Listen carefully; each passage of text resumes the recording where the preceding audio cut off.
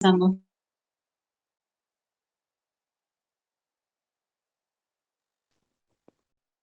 Sí, doctora. ¿Me escuchan?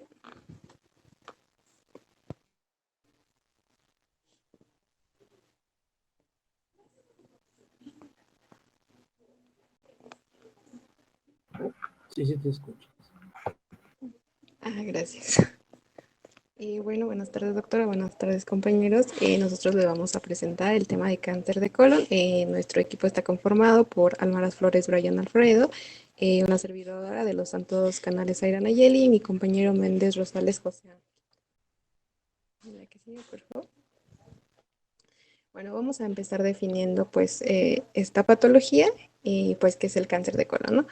Esta patología pues es una enfermedad en la que digamos que las células malignas que están localizadas en la porción intermedia y más larga del intestino delgado, ¿no? Aquí dentro de estas paredes de este intestino, bueno, del intestino grueso se encuentra pues la parte del ciego, el colon ascendente, el transverso, el descendente, el sigmoideo y el recto. La siguiente.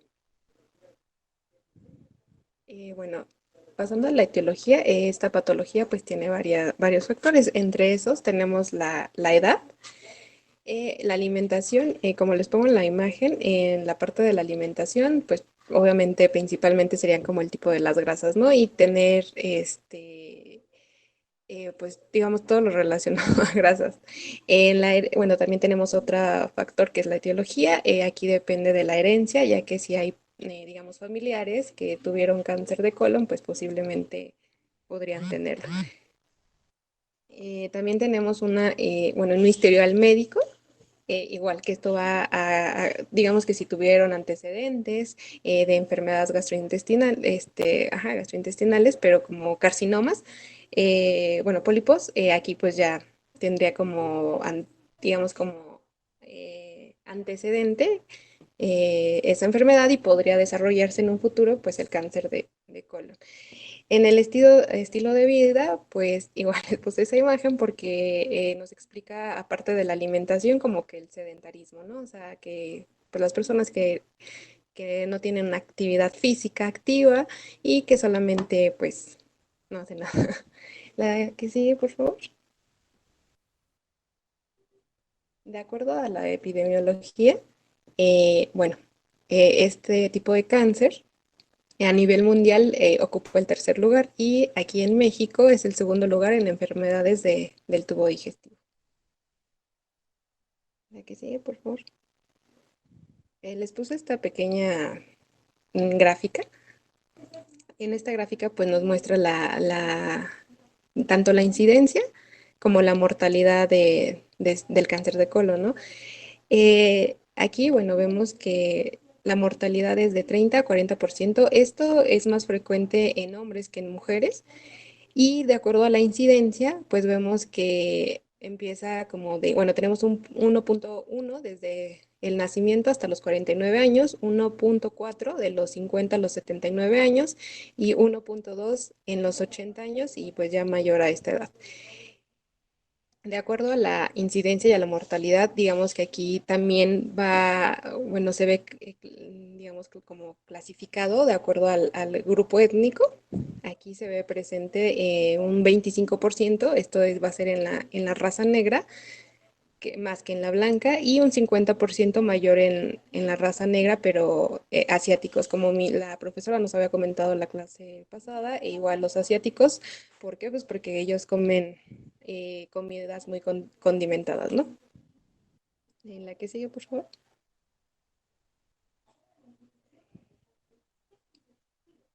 Bueno, aquí les puse, digamos que esta imagen, esta la encontré en la parte del INAGI, del Instituto Nacional de Estadística y Geografía, donde aquí nos muestra la distribución, digamos, en porcentaje pero bueno, ya de las defunciones por tumores malignos, obviamente en la población, ¿no?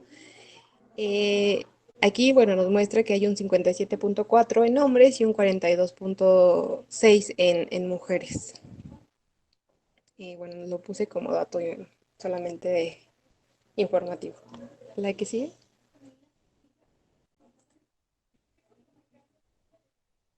Bueno, de acuerdo a la localización del cáncer de colon, hay otro tipo de cáncer que es el cáncer de recto, ¿no?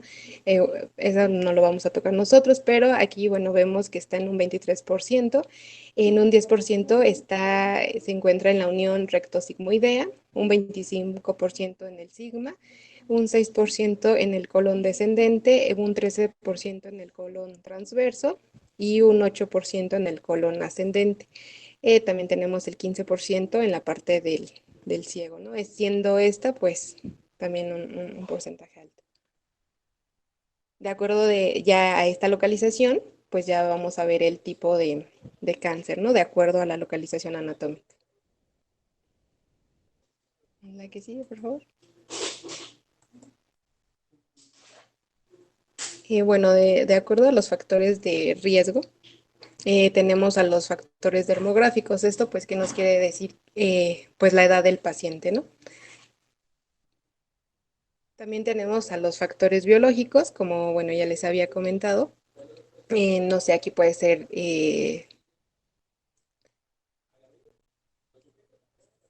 escuchan, ¿verdad?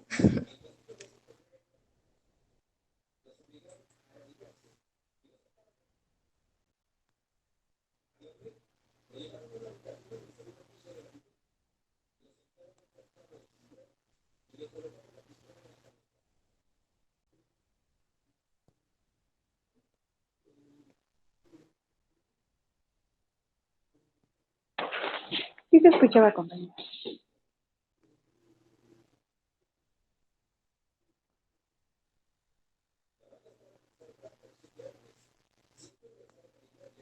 Ah, ok, ok, ya los escucho, creo que otra vez. Sí, porque como que de pronto Ah, fue el audio. gracias. Bueno, como les comentaba, tenemos a los factores dermográficos. Estos, pues aquí tenemos la edad, ¿no? Aquí sería este como factor, pues el más importante. Tenemos los factores biológicos. Aquí podemos encontrar, digamos, que los cambios anatómicos, ¿no? Aquí sería como un ejemplo, lo que no sé, un adenoma o algo, digamos, parecido para poder desarrollar el tipo de cáncer. En los factores ambientales, pues tenemos principalmente la dieta. Aquí pues pueden ser carnes rojas o digamos como frituras o alimentos procesados. Aquí también nos vemos el estilo de vida, como ya les había comentado, pues el sedentarismo, falta de ejercicio, ¿qué más? Ah, el alcoholismo también, ya que, bueno, este es pues un factor de incidencia en esta patología. También tenemos dentro de los factores ambientales, pues el tabaquismo, ya que hay pacientes, bueno, personas que pues fuman, digamos, una cajetilla al día, entonces pues este también sería como un factor ambiental. También encontré que la ingesta de café era un factor ambiental, ya que el café pues contiene sustancias antimutagénicas y pues esto disminuye el tiempo de contacto de, digamos, de la mucosa con los agentes pues mutagénicos, ¿no? Otro también, bueno, son los AINES, ya que este tipo de medicamentos, pues su duración, digamos, no tiene relación a... Bueno, encontré que el protector RR 0.49 creo que era el que tenía la duración y el tipo de AINES que pues digamos que el paciente ingiere, ¿no? Bueno, vamos con los factores genéticos. Aquí, pues principalmente, como les había comentado, puede ser por un tipo de cáncer en la familia o ¿cómo se llaman? Síndromes polipósicos, que estos pues son como, digamos, familiares, no sé si estoy en lo correcto, doctora, que son trastornos, digamos, autosómicos dominantes, que obviamente pues pueden pasar a, bueno, digamos, heredarlo, ¿no? La siguiente.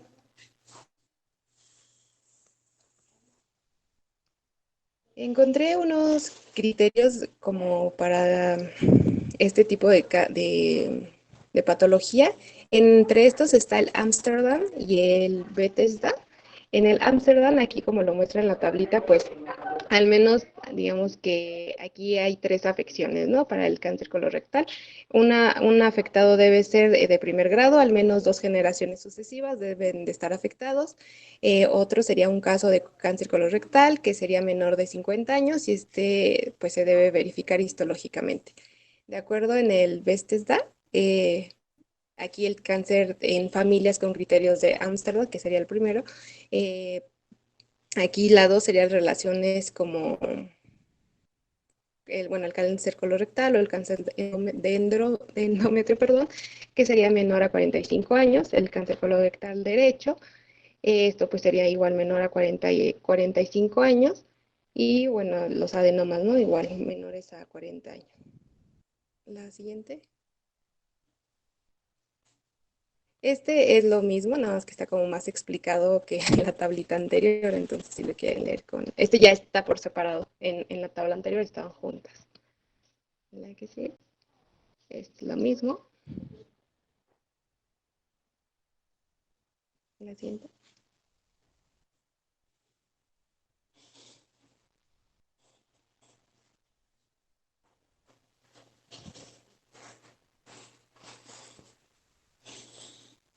Bueno, aquí en relación a la patogénesis, bueno, aquí está un pequeño cuadrito donde nos muestra el modelo de progresión del cáncer colorectal, ¿no?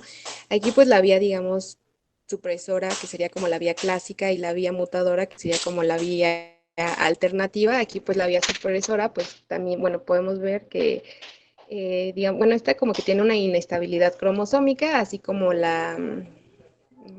¿cómo les puedo explicar? Um,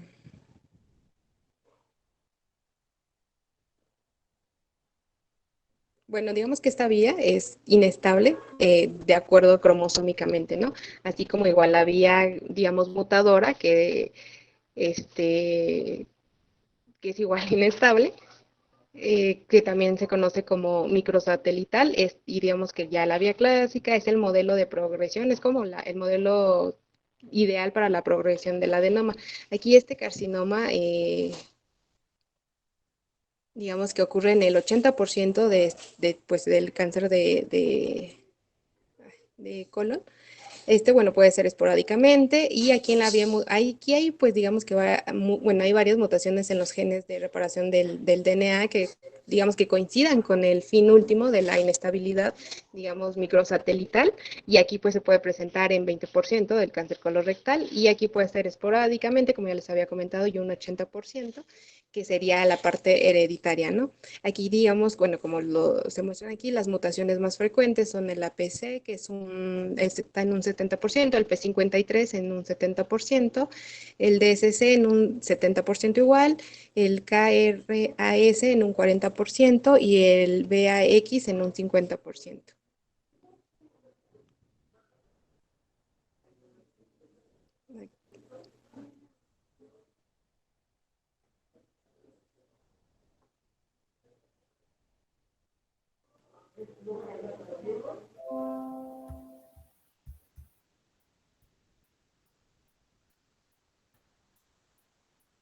Bueno, en cuanto a lo que es la localización propiamente, como ya les dijo mi compañera, básicamente esto va a depender, ¿por qué? Porque en lo que son las manifestaciones clínicas, en lo que es el cáncer colorectal, pues básicamente lo vamos a dividir, o pues sí como a dividir en ciertos síntomas, porque determinados síntomas se presentan más en cuanto a lo que es la afectación de el cáncer en general en la persona o en el paciente.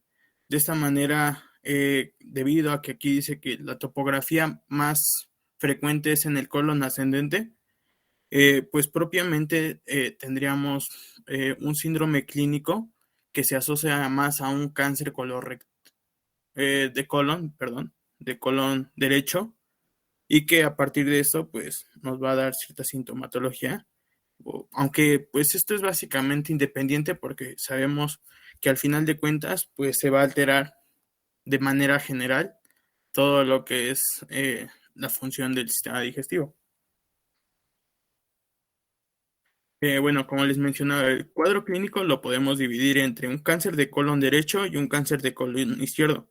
Básicamente en los dos tendríamos un dolor abdominal que pues depende, si es un cáncer de colon derecho en donde la mayor parte de la afectación es en el colon ascendente o en el colon transverso, en contraposición de pues propiamente su parte derecha de la persona, pues tendríamos un dolor abdominal en lo que es el cuadrante superior, no, cuadrante inferior derecho, o si lo dividimos más por planos, no sé si recuerdan, eh, pues que se podía dividir también lo que es el abdomen en 9 planos, pues sería lo que es la fosa ilíaca derecha, el flanco derecho y propiamente lo que sería el mesogastrio. Y de otra manera, el cáncer de colon izquierdo sería o bien en el cuadrante inferior izquierdo o bien en el mesogastrio, en el flanco izquierdo, así como en la fosa ilíaca izquierda, independientemente cada uno. Obviamente que sí,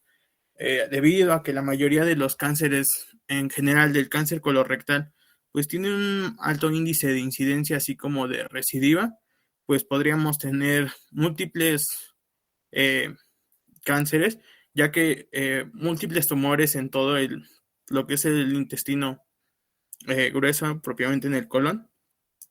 ¿Por qué? Porque, como ya lo comentó nuestra compañera, pues básicamente se deben o va a existir primero una lesión benigna que es el adenoma, aunque ahorita esto se los voy a explicar, y después que básicamente estas lesiones se van a generar a partir de los factores de riesgo, pero como también ya les comentó, hay ciertos síndromes o enfermedades que tienen una herencia más, pues una herencia que más familiar, que pueden ser de manera autosómica dominante o autosómica recesiva. En el caso de una autosómica dominante, ya les comentó mi compañera que es principalmente lo que es el síndrome de Lynch o el cáncer colorectal no polipósico hereditario, y en lo que es una herencia un poco más recesiva podríamos inferir en lo que es la poliposis adenomatosa familiar, que debido a que existen ciertas mutaciones, pues el más frecuente que se asocia a la herencia es la poliposis adenomatosa familiar,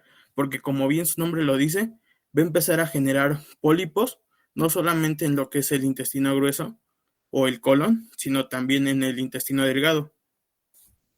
Otro síntoma del cáncer de colon derecho, pues básicamente sería la anemia, aunque previamente para esto tendríamos igual lo que es hematoquesia. ¿Qué es la hematoquesia?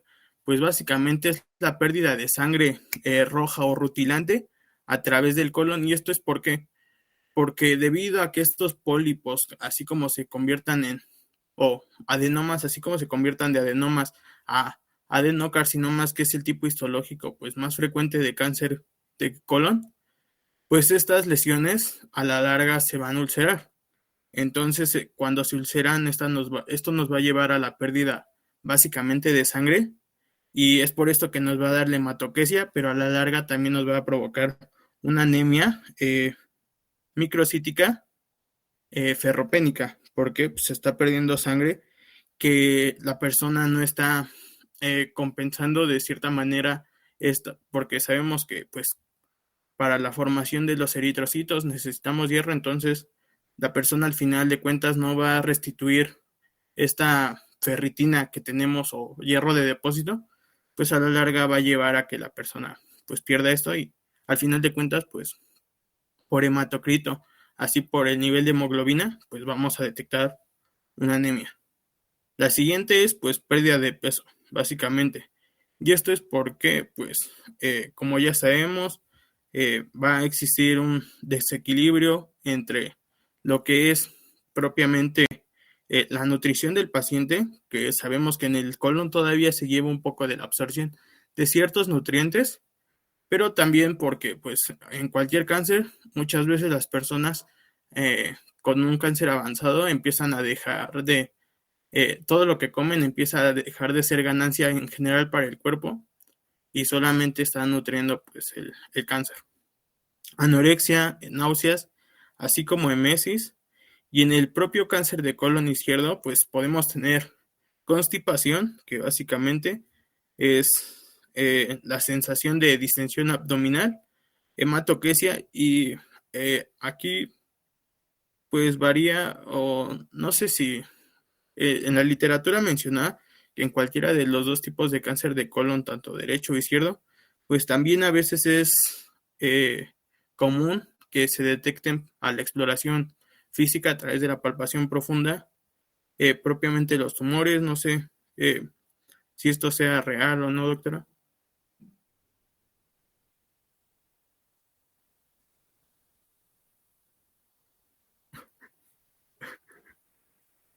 Bueno, también que, pues la diarrea crónica, astenia, obstrucción intestinal baja y fiebre, así como a la larga vamos a tener que, parte de lo que es el cuadro clínico, pues todos los cánceres en general tienen un riesgo de metástasis. En este caso, la metástasis es más general, es más común en lo que es al hígado, al cerebro y a pulmón. Es por esto que también podemos tener disnea, dolor torácico, ictericia o propiamente hepatomegalia. Y pues ya ahí se generará un cambio, variarán lo que son los síntomas que tenga un paciente. Depende del grado de metástasis. Bueno, como les comentaba, la evolución de la natural de la enfermedad es básicamente un pólipo que, como ya lo comentaba mi compañera, estos pólipos son más frecuentes que se generen en hombres, de entre 34 y 52% aproximadamente de los hombres tenemos pólipos, que básicamente son lesiones, aquí, perdón, es benignas, y las mujeres pueden desarrollar entre un 29 o 45%, pero esto va a depender, ¿por qué? Porque les comentaba que básicamente hay personas que debido a ciertas enfermedades hereditarias, pues pueden desarrollar más pólipos. Entonces en estas personas tendríamos pólipos que generalmente eh, pues son casi en el 100% de estas personas. Estos al final de cuentas no son más que, o también se les conoce como adenomas, que básicamente son lesiones benignas o tumores de lo que es el epitelio glandular. Este epitelio glandular propiamente es la mucosa, ya que como sabemos en lo que es la mucosa intestinal del colon o del intestino grueso en general, vamos a tener unas placas de Peyer, que básicamente es una invaginación, una retracción de lo que es la mucosa intestinal y que dentro de esta pues vamos a tener diversas células como células epiteliales, que en este caso ya no son enterocitos, ahí ya cambia, células M y propiamente células DESNET o células neuroendocrinas, que básicamente van a secretar pues ciertas hormonas en lo que es la función intestinal. Después de estos adenomas, pues los tenemos de diferente tipo. Pueden ser pedunculados, como es este que está aquí, que básicamente es una lesión, es el crecimiento propiamente todavía benigno de lo que es la mucosa intestinal, como les comentaba, que va a empezar a formar pues estos tipos arbolitos, y todo esto moradito que ven básicamente es la misma mucosa intestinal, que aunque pues ya cambió la morfología de la mucosa intestinal, todavía se siguen viendo estas prolongaciones y estas como cavernitas, que básicamente estas son las placas de Peyer.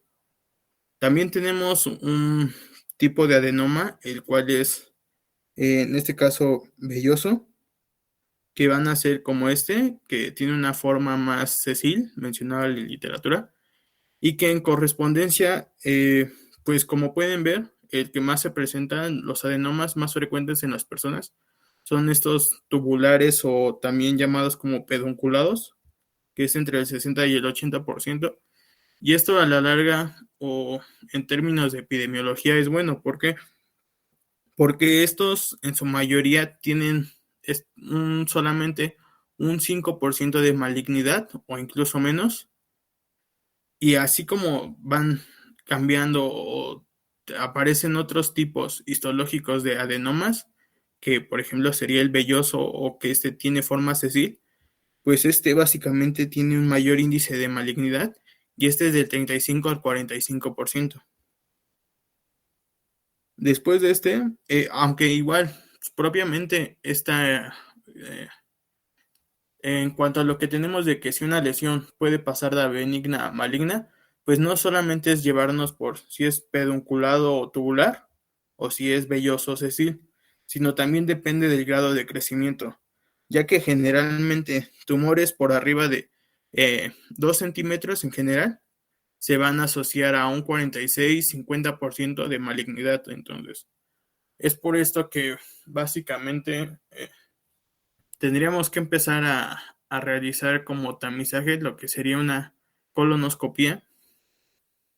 ¿Por qué? Porque si en una persona que aunque no tiene estos síntomas, pero pues se realiza al momento una colonoscopia, pues esto nos puede decir que si tiene ciertas tipo de lesiones, pues ya se podrían revisar a partir de una biopsia y ya propiamente descartar. Pero pues generalmente esto no se hace porque sabemos que al igual que en todos los cánceres, la gente solamente, como nosotros, solamente acude al doctor ya que estamos teniendo pues síntomas clínicos que nos empiezan a alarmar y que propiamente antes de eso pues no vamos, entonces y ahí harían la colonoscopia, pero ya porque tienen una sospecha de un cáncer que ya les había dicho anteriormente. Bueno, la mayoría de estos adenomas, pues básicamente están, como ya le mencionaba, en lo que es el colon ascendente, pero la segunda región en donde más se localizan es en lo que es el ángulo esplénico, que es la unión entre el colon transverso y el colon descendente, que sería aquí, pues esplénico, y que básicamente igual es donde existen los mayores adenomas. Y ahí es importante porque en su mayoría estos adenomas van a ser de tipo velloso, es decir, que son los que se asocian a mayor malignidad, los cuales son estos.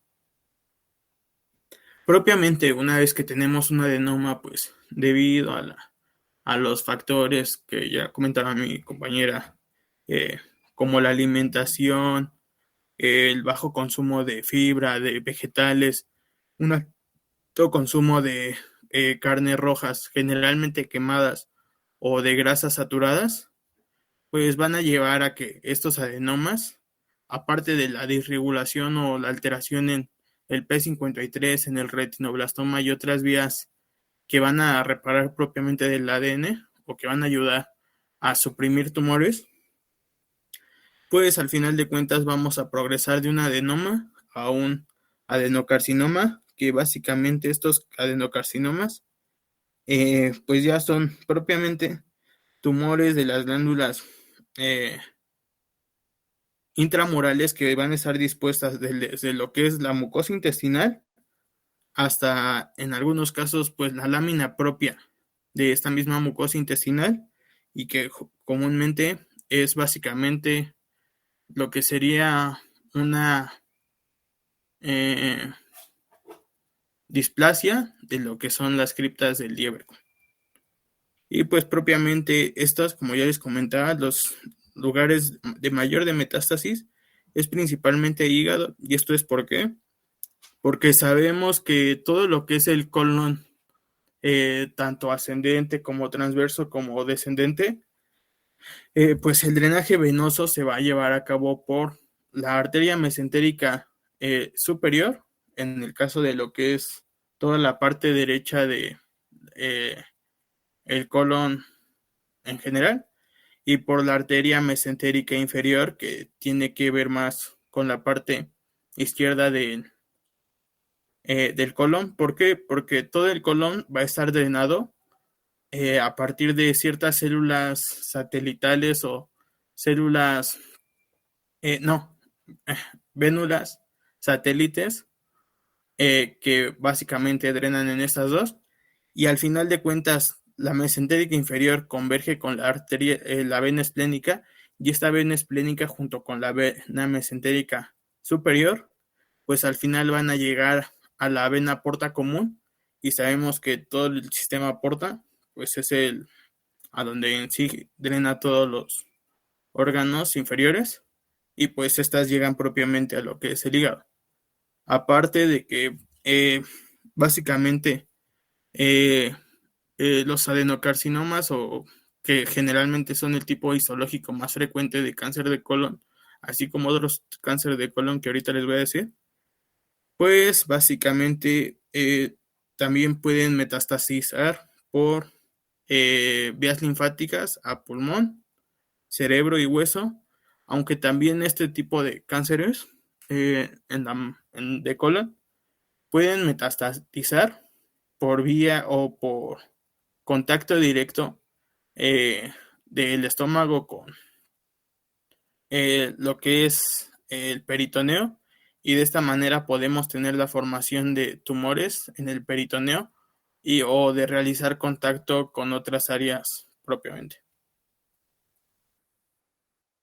Y bueno, este es el adenoma tubular que les decía, y como pueden ver aquí están pues estas criptas, que básicamente es por eso que se llaman adenomas tubulares.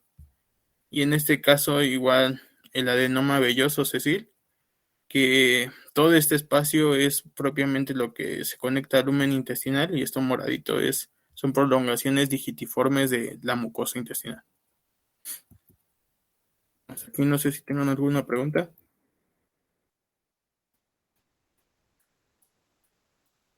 No, compañero. Ok. No. El diagnóstico, pues básicamente les decía, es por colonoscopía, una vez que ya tenemos todos los síntomas.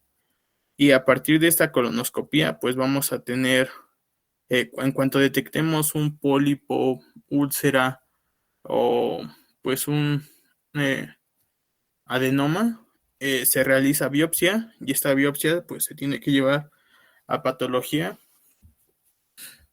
Pues ya es propiamente como tendremos el diagnóstico de si es un cáncer o si solamente es un adenoma, que es en el caso de que solamente tengamos pólipos, pero en su mayoría por colonoscopía.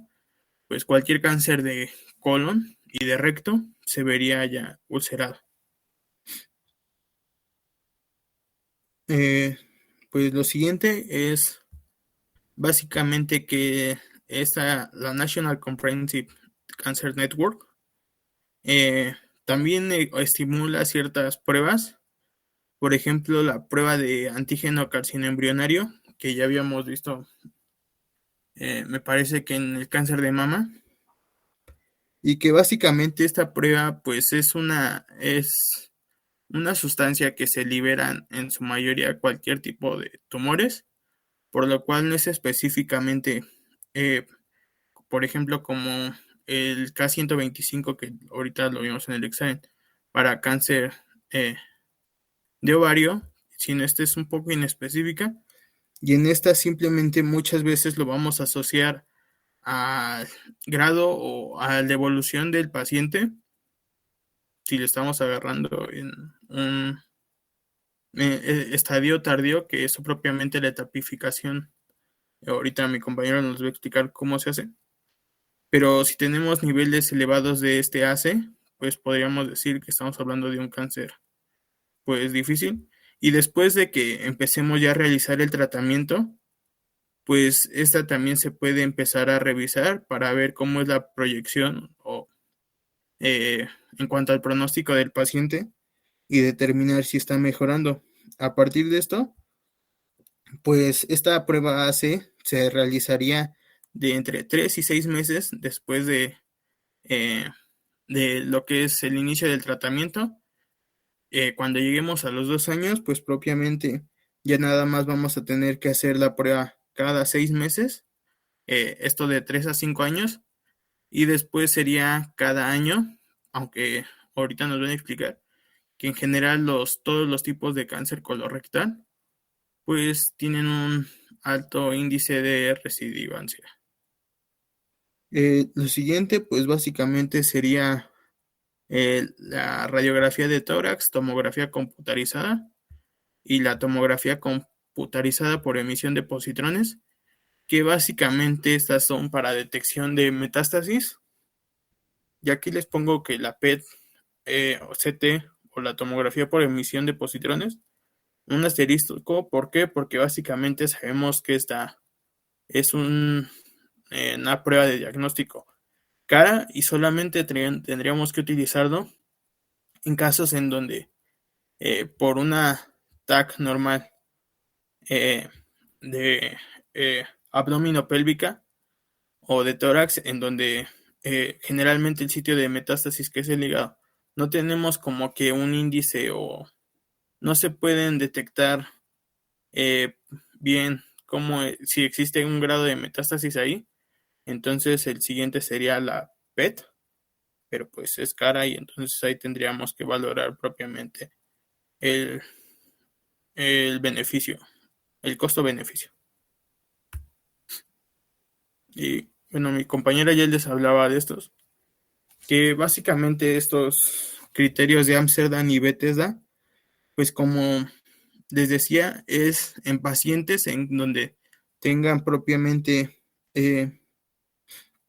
pues ciertos síntomas, generalmente tanto los pacientes con lo que es un cáncer colorectal no polipósico hereditario, o también llamado síndrome de Lynch, o una poliposis adenomatosa familiar, pues generalmente estos son pacientes con un inicio más temprano, no son pacientes arriba de los 50 años.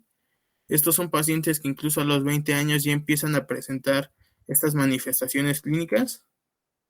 Esto es porque básicamente la evolución natural de la enfermedad pues es igual diferente, y en estos pacientes generalmente pues tienen alterados todas las vías de reparación de lo que es su ADN, y como al final de cuentas están igual de expuestos a, a ciertos agentes mutágenos como propiamente su inmunidad eh, y la reparación de su ADN no está de manera bien, pues al final de cuentas estos pacientes van a empezar a presentar sus manifestaciones clínicas de manera más temprana. Y en esto ¿a qué se refiere? A que no a cualquier paciente que empiece a presentar estas molestias, eh, que como tiene 20 años, generalmente 20, 30 años, tal vez incluso 40, pues muchas veces nosotros no vamos a sospechar obviamente de un cáncer colorectal por la edad. Entonces empezamos a realizar estos criterios de Ámsterdam o de Bethesda para decir si a partir de que estos pacientes completen pues ciertos ítems que son aquí, pues entonces propiamente a partir de esto ya le realizaríamos una colonoscopia, y pues si encontramos pólipos ya a esa edad, pues ya entonces se mandan a patología y ya propiamente nos tendría que decir si es un cáncer, si ya es de evolución a un cáncer colorectal o simplemente se tratan de pólipos que por su enfermedad. Pero esto es importante porque a partir de que detectemos un paciente con síndrome de Lynch o poliposis adenomatosa familiar, pues propiamente tendríamos que hacerle un tamizaje a toda la familia, porque se sabe que estos síndromes, principalmente el síndrome de Lynch, eh, es de herencia autosómica dominante, de tal manera de que, por ejemplo, si el padre tiene síndrome de Lynch, pero ni siquiera ha sido ya diagnosticado o está diagnosticado, este padre puede tener pues diferentes mutaciones en lo que son los genes que reparan su ADN, en este caso más en lo que son las células intestinales. Entonces, muchas veces este padre no hereda estas mutaciones, no, perdón, hereda estas mutaciones a su hijo, pero propiamente su hijo puede desarrollar otras mutaciones diferentes a las que el padre le heredó, y entonces básicamente empezaría a tener pues mayor mutación en los genes que reparan su ADN que su papá, y de esa manera se va a completar el ciclo. Es por esto que le digo que a partir de que se detecte un paciente con eso, con síndrome de Lynch, tendríamos que realizarle un tamizaje a toda la familia, y aquí sí ya sería propiamente una prueba molecular.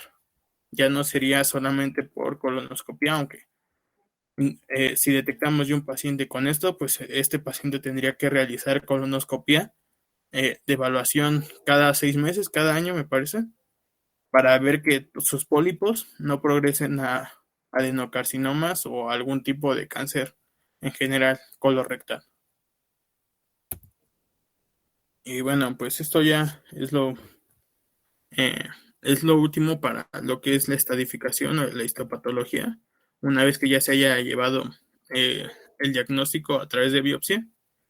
Y es que, pues, al igual que les comentaba en cualquier intestino, eh, que en cualquiera de los casos de intestino, pues básicamente tendremos esto, que es básicamente una mucosa intestinal, que aquí señala el epitelio como es el epitelio normal, y cómo son estas criptas de Lieberkühn de manera normal, y cómo en los pacientes con adenocarcinoma, pues propiamente se va a empezar a ver una displasia anormal o de lo que son estas criptas de Lieberkühn, y es obviamente que estas criptas que están ya, que se trata de un adenocarcinoma, que sería propiamente esto, y esto, pues no son iguales a estas, y propiamente esto se trata de un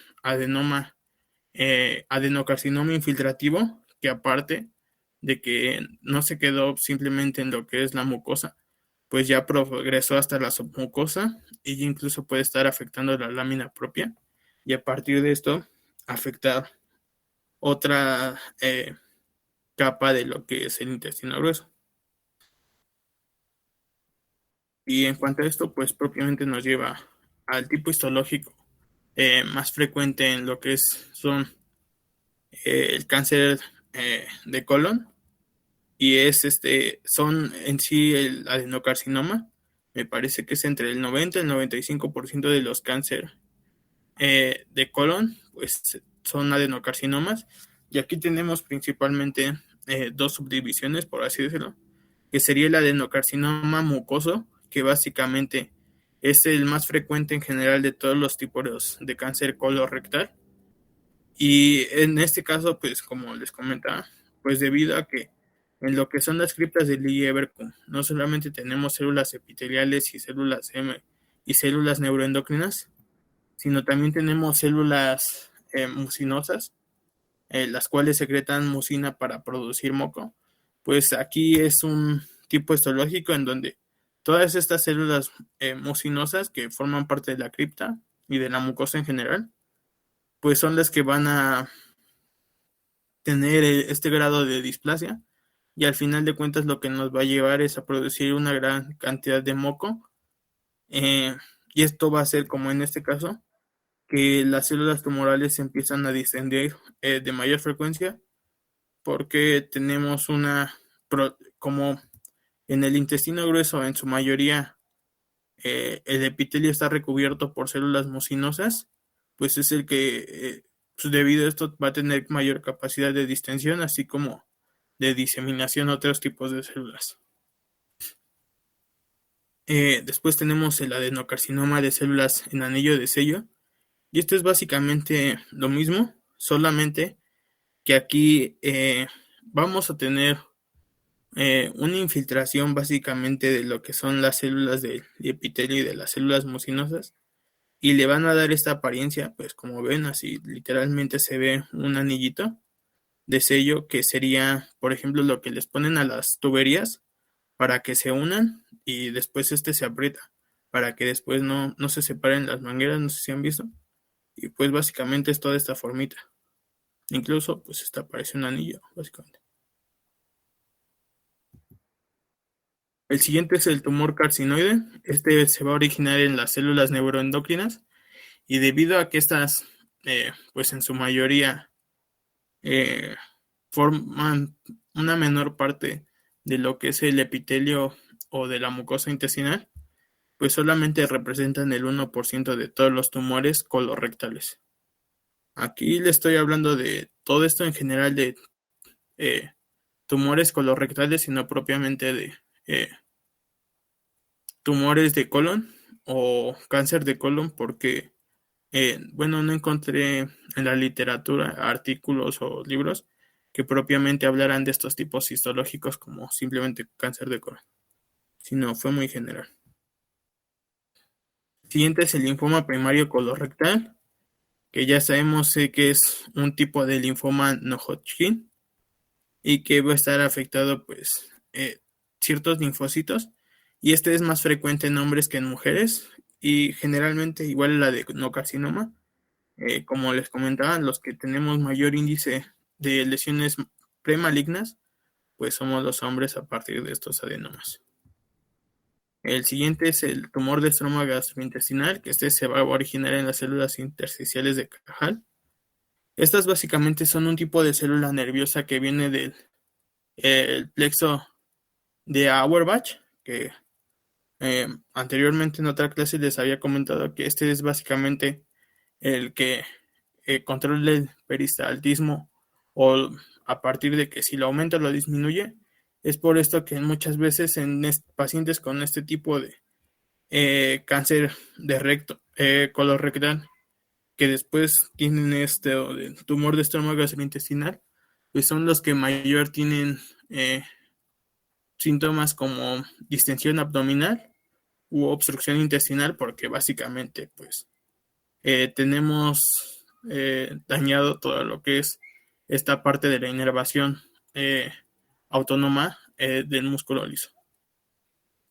Y el siguiente igual es similar, que es el leiomiosarcoma de colon.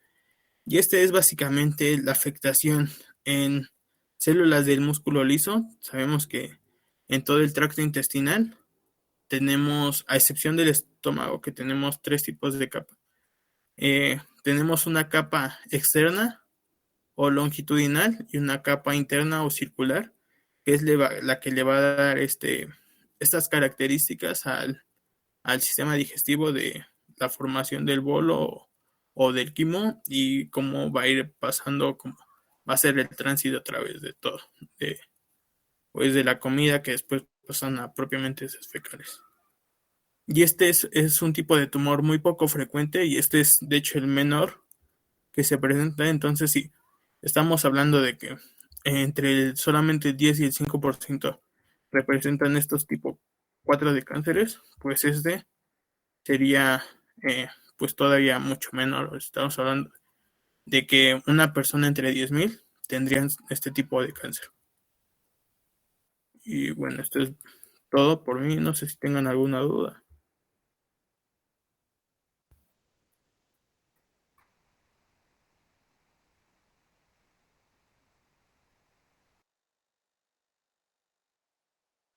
No, Brian, gracias.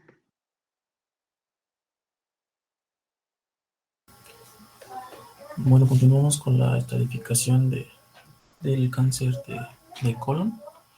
Del lado izquierdo coloqué diferentes tablitas en donde la letra T pues, significa los diferentes grados de invasión, que puede ser desde la invasión a la submucosa, la mucosa y el peritoneo.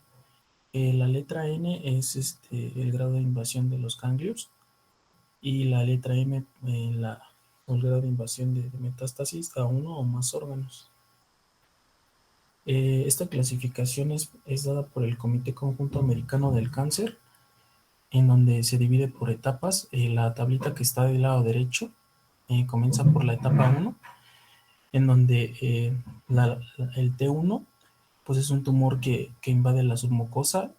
En N0 significa que no hay metástasis a ganglios, y de igual manera M0 pues que no ha causado metástasis. Este se subdivide en T2, que es un tumor que invade la muscularis propia y no ha invadido ganglios ni ha causado metástasis.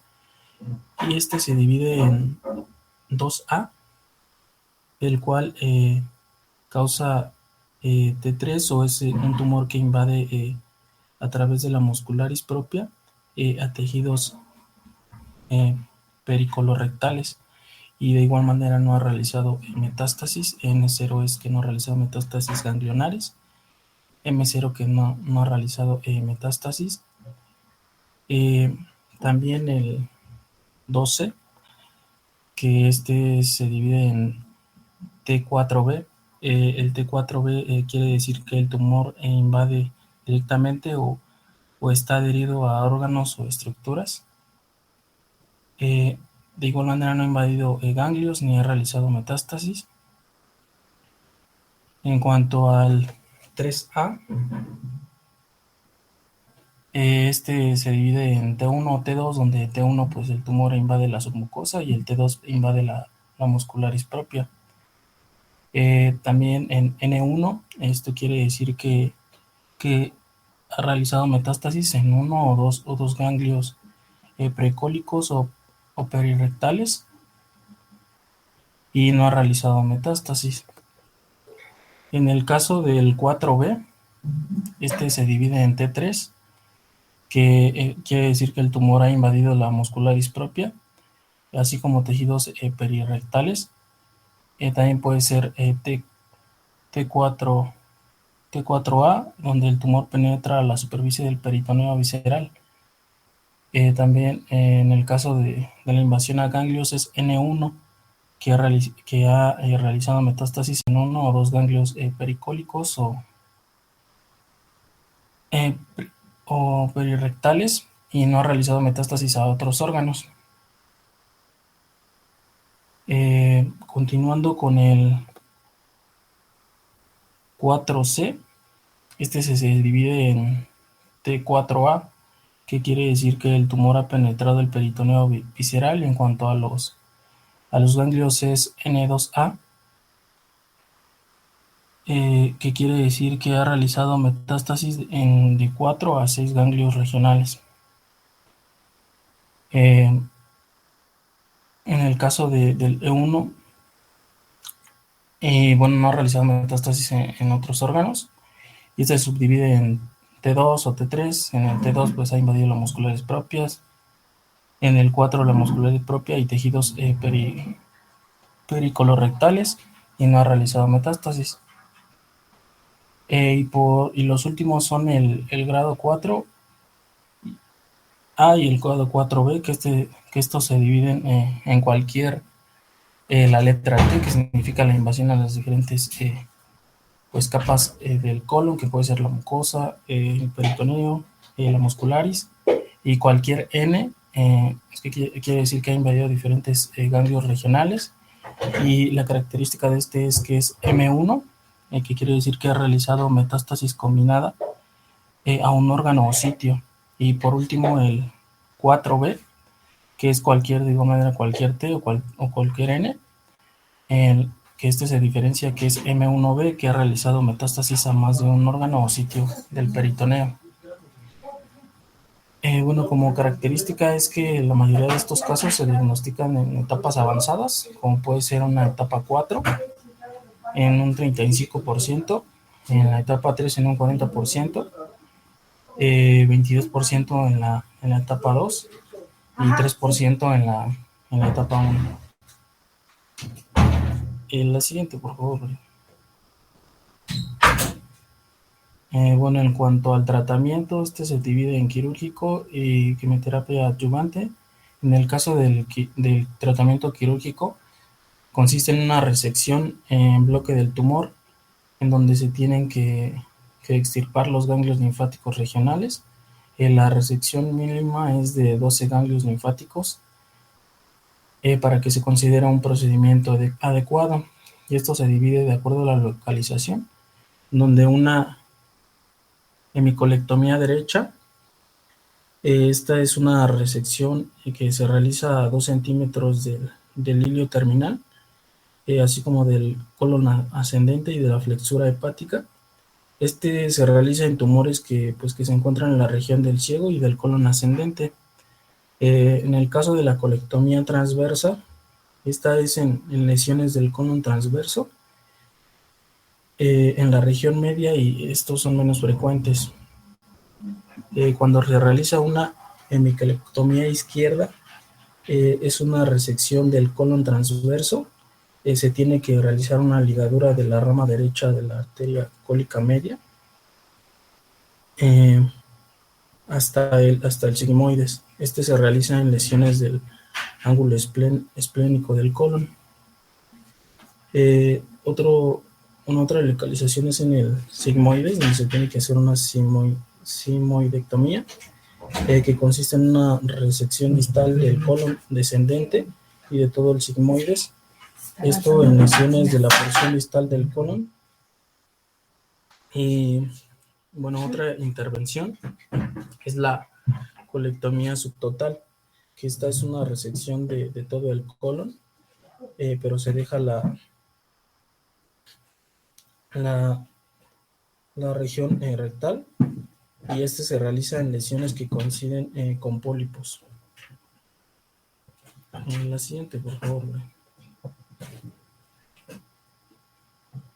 En cuanto al tratamiento adyuvante, en el artículo que consultamos, refería que tenía mayor pronóstico o mayor resultado en el tipo 3, que mostraba una reducción en los porcentajes de recurrencia y de mejoría de la supervivencia global, que este es el tiempo que pasa desde la fecha del diagnóstico y el comienzo del tratamiento, así como la supervivencia libre de la enfermedad, que es el tiempo de acuerdo a un tratamiento primario con cáncer, en donde el paciente pues sobrevive sin signos y síntomas de este. Los fármacos utilizados encontré que era el fluorouracil y el levamisol por 1 año, así como el fluorouracil y ácido folínico por 6 meses. Del lado derecho coloqué una tablita en donde, de acuerdo a diferentes poblaciones de estudio, en donde se utilizaron el 5-fluorouracil junto con el ácido folínico, como se puede observar en la parte de hasta arriba, y con el uso del levamisol, que redujo en un 70% la supervivencia global. De igual manera, en esa población se utilizó el 5-fluorouracil con levamisol y lo redujo en un 60%. En otra población de estudio fue en 3.794 pacientes, donde se utilizó fluorouracil, el ácido folínico en dosis bajas y en dosis altas, y el porcentaje fue de 66%. De igual manera se utilizaron pues los fármacos que se encuentran en la parte de abajo, y los porcentajes pues son los que se encuentran del lado derecho, comparando la supervivencia libre de la enfermedad y la supervivencia global. Y ¿le puedes cambiar a la otra, por favor?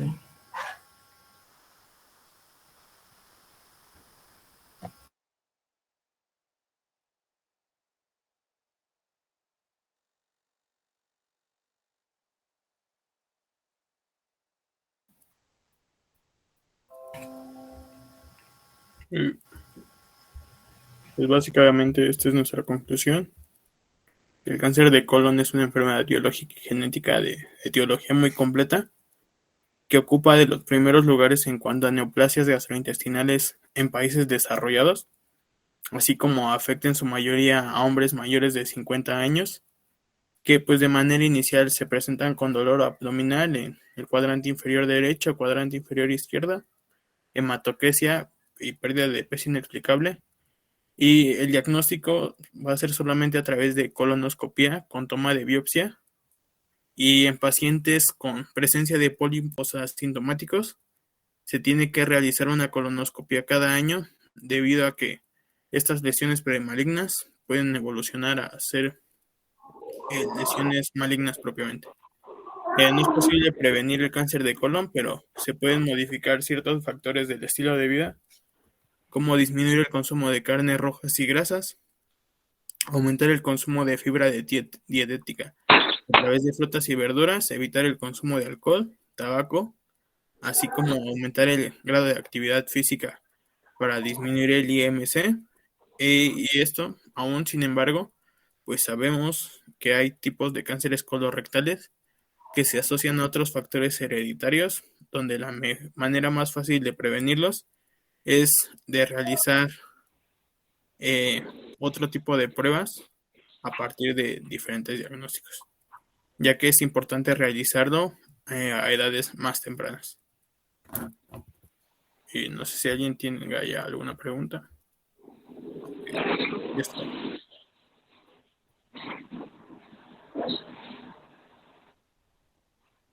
¿Alguno de sus compañeros alguna pregunta al equipo que expuso?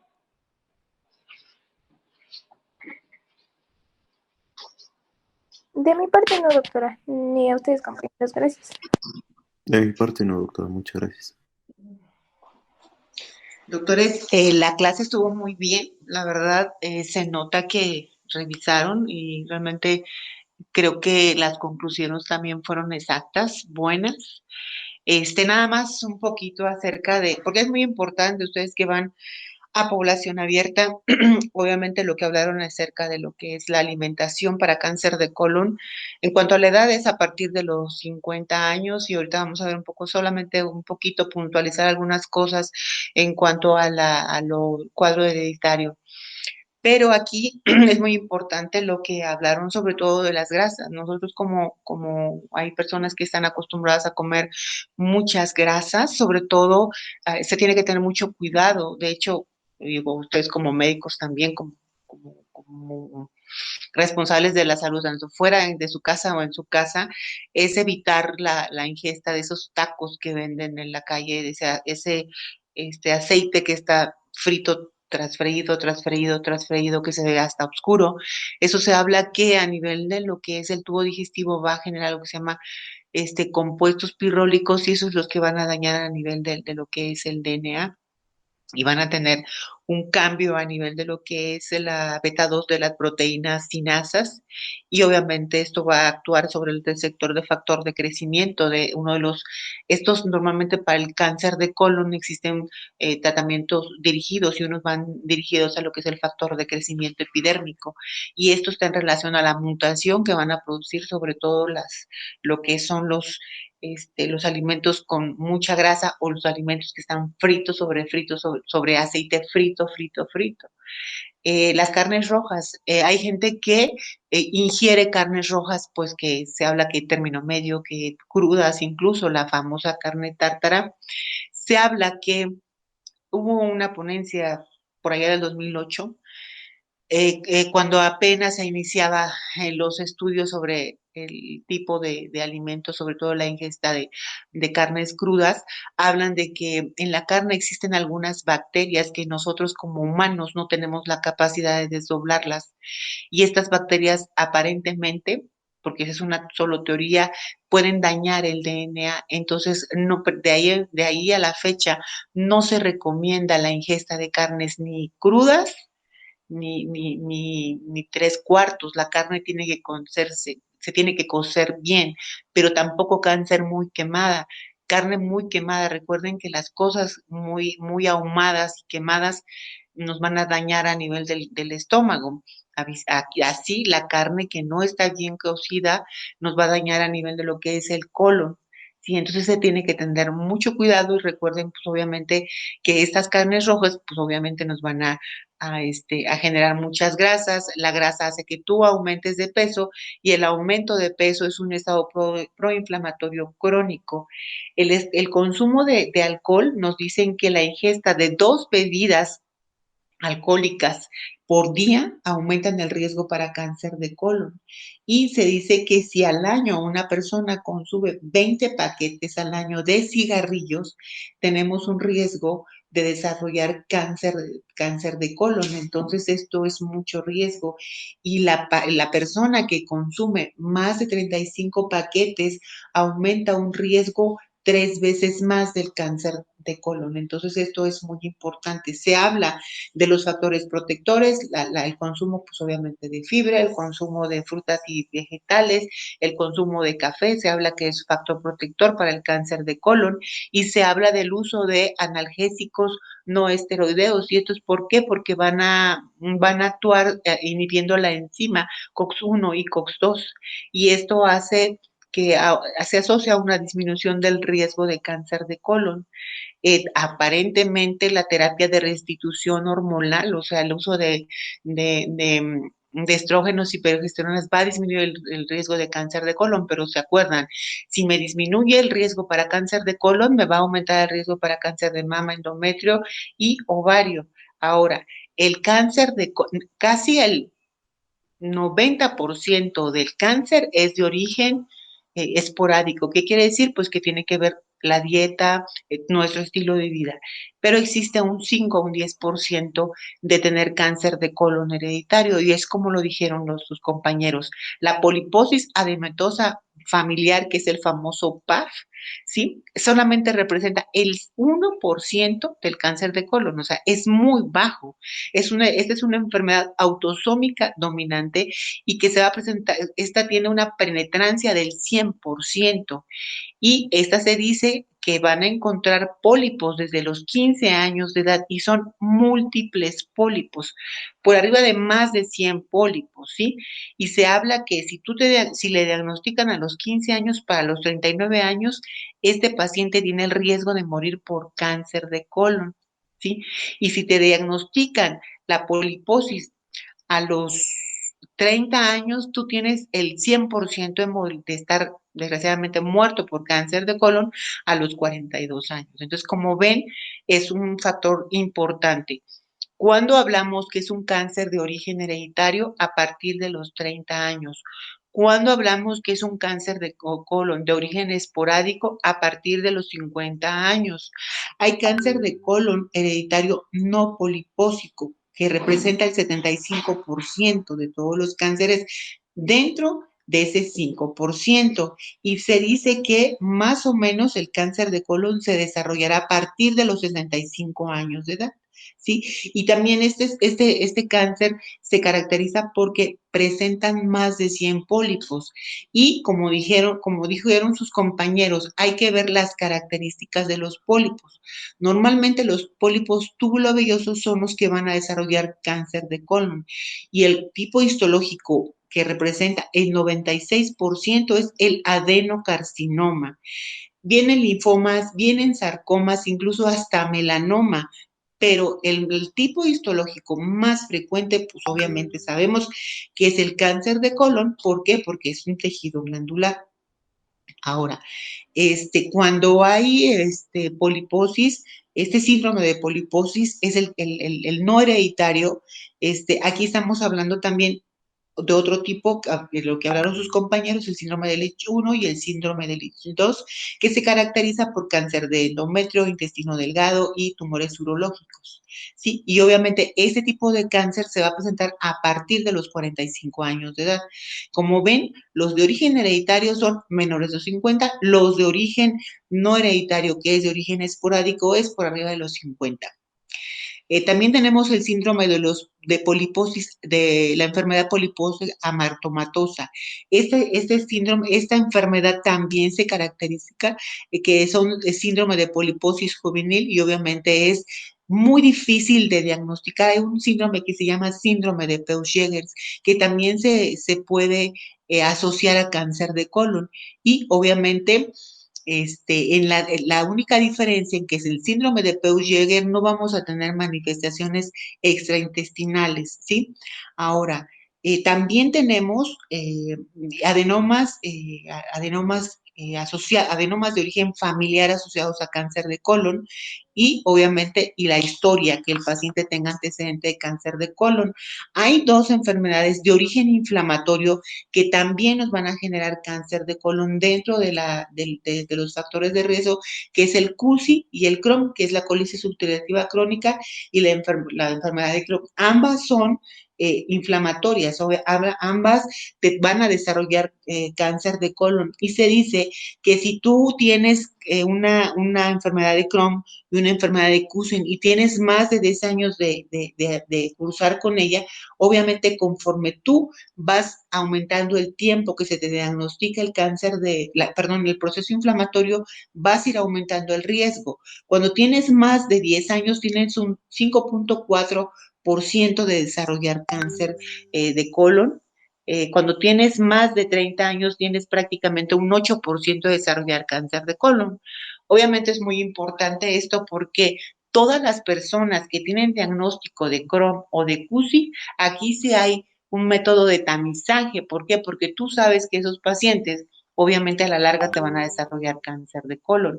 Entonces se habla de que en estos pacientes, perdón, hay que hacer colonoscopías y se habla de hacer colonoscopías cada 6 meses o colonoscopías anuales. Y esto va en relación al tiempo en que se diagnosticó el cáncer. Ahora, los doctores hablaron de cáncer de colon derecho y cáncer de colon izquierdo. Entre el 2009 y el 2013 fue cuando se hizo más o menos la división entre cáncer de colon derecho y cáncer de colon izquierdo. Y aquí sí es muy importante porque se habla en relación a los tratamientos que en un momento dado nosotros podemos dar, sobre todo como médicos oncólogos. Dentro de los síntomas y signos, uno de los principales que hablamos en relación al cáncer de colon, pues va a ser estreñimiento, la constipación, puede haber una masa palpable. Y de hecho, el cáncer de colon es uno de los tumores que incluso nos puede debutar como un abdomen agudo, un dolor abdominal. ¿Por qué? Porque recuerden que un pólipo va a crecer hacia la luz del colon y va a destruir el colon. Muchas personas llegan con el cuadro de dolor abdominal agudo y lo que te encuentras es un tumor del colon. Estas personas ni siquiera se van a protocolizar, llegan como un cuadro agudo. Ahora, el colon derecho es más común que haya dolor abdominal, va a haber pérdida de peso y una cosa muy importante, sobre todo en el colon derecho, va a haber anemia, ¿sí? Entonces, es ciertas cosas que nosotros vemos, vamos a sospechar en relación a lo que es el cáncer de colon. La obstrucción intestinal baja, pues obviamente me está hablando de que es un tumor del colon del lado izquierdo. La constipación obviamente también me habla que puede ser más de un tumor del colon izquierdo. A veces el tamaño de las heces, aunque aquí es muy importante también diagnosticarla entre la unión recto-sigmoidea y el recto como tal, porque si tenemos un tumor de recto, lo que me va a dar es heces acintadas, que significa heces muy delgaditas. Sí, y por ejemplo, cuando es un colon del lado izquierdo, este se acompaña con cuadros de estreñimientos y a veces cuadros como de despeñe, como mucha diarrea. Ahora, como bien lo dijeron, pues por la vascularidad, el órgano de choque de colon va a ser siempre el hígado. Y normalmente a veces las manifestaciones a distancia que nos van a presentar esos pacientes es ictericia. Ahora, ¿cómo vamos a diagnosticar el cáncer de colon? Como lo dijeron sus compañeros, con una colonoscopia, ¿sí? Porque es la única forma que nosotros podemos acceder y obviamente esto va a ser con toma de biopsia y ya dependiendo de lo que nos diga, pues obviamente va a ser hemicolectomía derecha, hemicolectomía izquierda o va a ser reseccionada a nivel de lo que es el colon transverso, dependiendo de la localización y como lo dijeron sus compañeros, ellos se llevan los ganglios linfáticos. Obviamente tener enfermedad de hígado, tener enfermedad pulmonar, esto ya nos habla de que estamos en una etapa clínica 4. Ahora, el tratamiento, pues en relación al tratamiento es muy importante el tamaño. Los tumores tempranos, un T1, un T2 con N0, M0, pues obviamente estos pacientes no los vamos a llevar al tratamiento adyuvante. Los pacientes con tumores T3, T4, N0, M0, estos pacientes van a caer dentro del rubro de etapa clínica 2A, aunque anteriormente estos pacientes eran 2B. Y es ahí donde como que entramos en la disyuntiva, porque de acuerdo a la infiltración, a lo que es la capa del colon, es como nosotros vamos a dar el tratamiento, pero en cáncer de colon hay factores pronósticos importantes, si el paciente tuvo anemia, si el paciente tiene algo que se llama permeación vascular, si el tumor estaba ulcerado. Si es un hombre menor de 50 años, aunque la edad no implica que yo le dé tratamiento, lo más importante aquí es el grado de diferenciación, la infiltración vascular, si tiene anemia o no. Estos pacientes, aunque no tengan ganglios positivos, van a ir a tratamiento adyuvante con quimioterapia. Y aquí nosotros vamos a escoger algo que se llama capecitabine, que es monodroga. Es un medicamento que va vía oral y únicamente damos 6 meses de tratamiento. El tratamiento cuando son T2, T3, N1, N2 o N3, que ya son etapas clínicas localmente avanzadas, a partir de un N1, o sea, con un ganglio positivo, todos los pacientes van a recibir quimioterapia adyuvante. Cáncer de colon es muy raro radiarlo. Cáncer de colon normalmente no se va a radiar. Las únicas dos áreas que se van a radiar, y esto es porque el colon es un órgano móvil. Entonces, obviamente, sabes que tú, el radiólogo va a planear un área que no es móvil y va a radiar siempre el mismo sitio. Entonces, de tal manera que solamente el ángulo esplénico cuando hay localización en el ángulo esplénico y en el ángulo hepático, que son áreas fijas del colon, son los únicos que tienen la probabilidad de radiación, pero realmente nosotros en cáncer de colon no utilizamos la radioterapia como un tratamiento que podría ser estándar. Son pacientes muy seleccionados para radiarlos y obviamente aquí no tenemos que tener el riesgo de que tengo margen positivo. El cáncer de colon normalmente ellos dan margen entre 1 a 2 centímetros. Si hubiese un margen positivo tienen que llevar a la resección de esto porque el tumor va a recidivar en esta parte. Cuando es una enfermedad metastásica, nosotros buscamos la inestabilidad microsatelital, buscamos el RAS, buscamos el BRAF.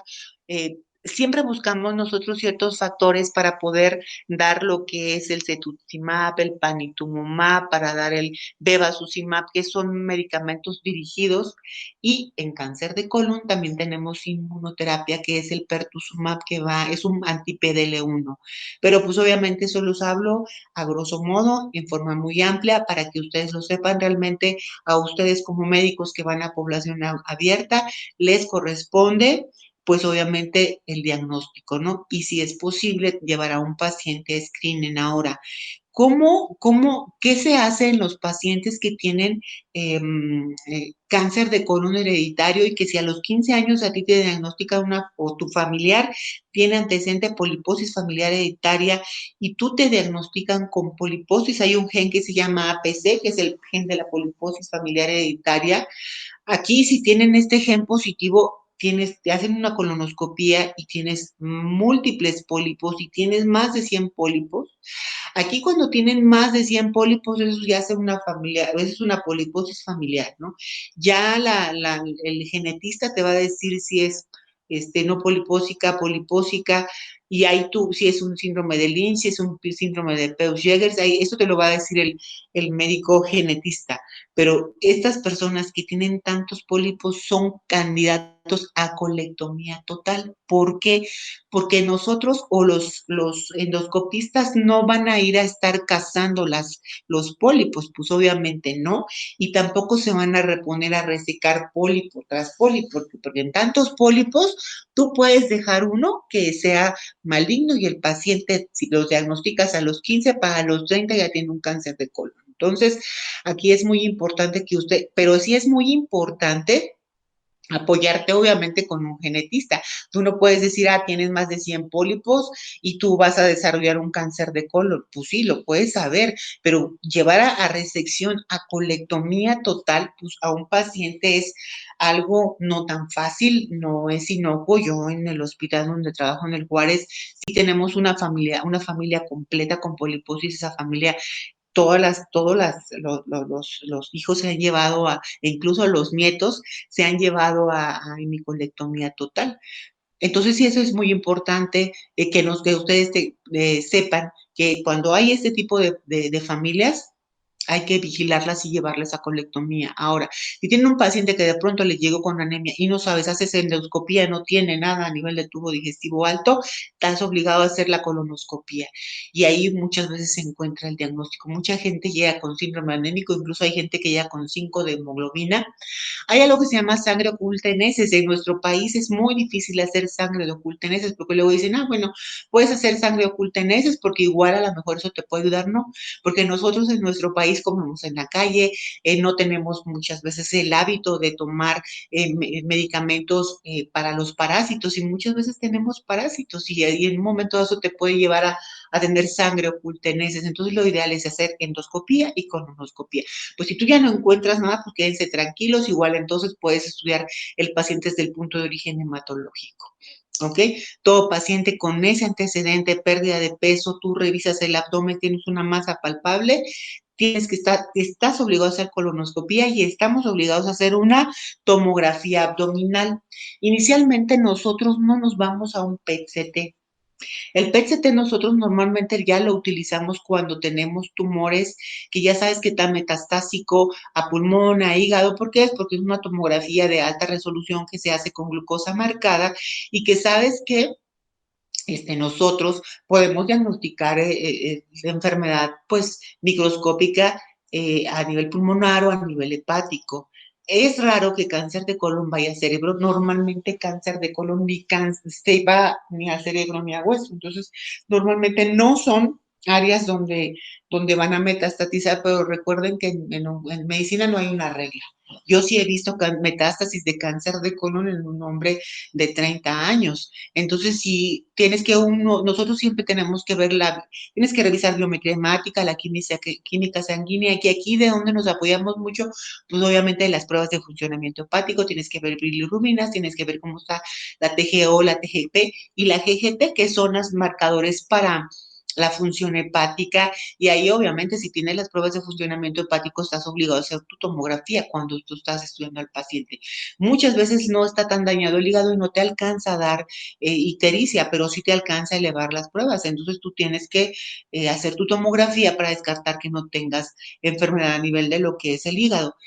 Cáncer de colon también se va a retroperitoneo y muchas veces hay adenopatías retroperitoneales. Entonces, pues, ¿cómo puedes prevenir? Pues bajando, como la dieta baja en grasas, las carnes, pues baja también, las carnes tienen que ser lo más magra posible, no tanto grasa, y pues la carne bien cocida, tratar de no comer en esos lugares donde sabes que el aceite está cocido tras recocido, que se ve demasiado cocido, que tú lo ves de lejos y tú dices, madre mía, estas personas si tienes el hábito de ir ahí seguido, seguro a la larga vas a desarrollar un cáncer de colon.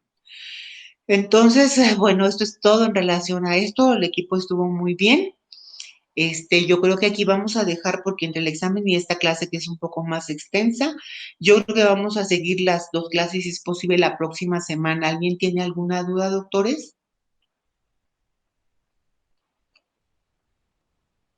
No, doctora. Bueno, entonces nos vemos la próxima semana.